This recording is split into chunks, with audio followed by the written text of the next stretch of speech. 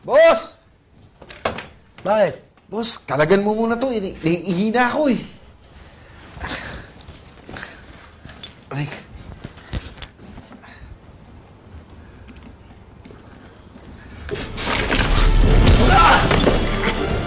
Sige.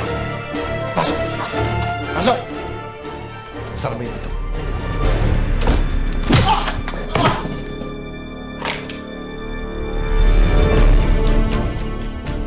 Kawawa naman si Mama nang dahil sa akin nagka-nervous breakdown siya. Dad, pwede ba natin siyang puntahan? Oo, Aldrin. Dadalawin natin siya. Sasamahan ka namin ni JB.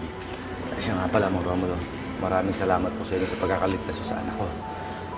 Paano ba ako makakabayad ng utang na loob sa inyo? Hindi na po kailangan. Sapat na sa akin na ididemanda niyo si Lucas. At sana lang talaga makulong ang taong yun. Pinapangako ko sa inyo. Pagbabayaran niya lahat ng ginawa niyang tao. Ngayon pa, hawak na po natin siya. Dad, bakit? Nasaan po ba si Lucas ngayon? Nasa ospital. Binabantayan siya ng mga pulis. Once na gumaling na siya, ibabalik siya sa kulungan. Guard! Guard! Guard! Guard!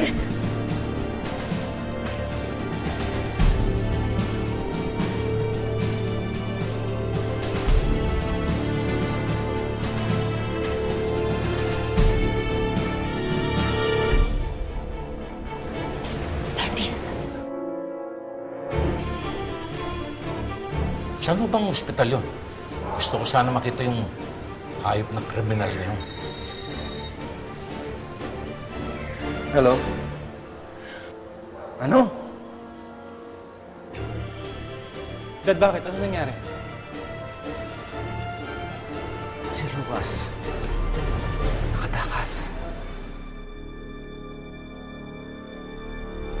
Dad, don't do this, please.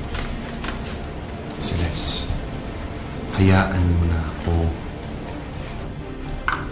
Guard! Guard! O bakit? Nakatakas daw yung pasyenteng suspect sa taas. Ganun ba? Sige. Dali, puntahan mo. Mamang pulis! Mamang pulis! May nakatakas na kriminal dito. Hanapin niyo po!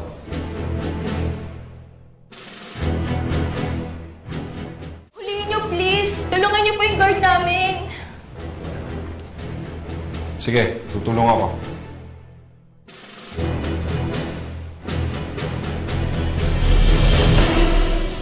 Base po sa statement ng mga kasamahan namin, tinutukan daw po sila ng baril ni Lucas. Pinukpok ang ulo nila, kaya sila nahimatay. At ginamit din po ni Lucas yung isang uniforme na kasamahan namin, kaya siya nakatakas. Bali sir, ano na pong ginagawa niya para mas mapadali yung panghuhuli kay Lucas? Yes sir, naka-alerto na po ang lahat ng istasyon at kapulisan. Just the same sir, mag-ingat na lang po kayong lahat. Sige. Sige, magpapaalam na po kami. Hey Dad, atid ko na sila sa labas. Ayun na.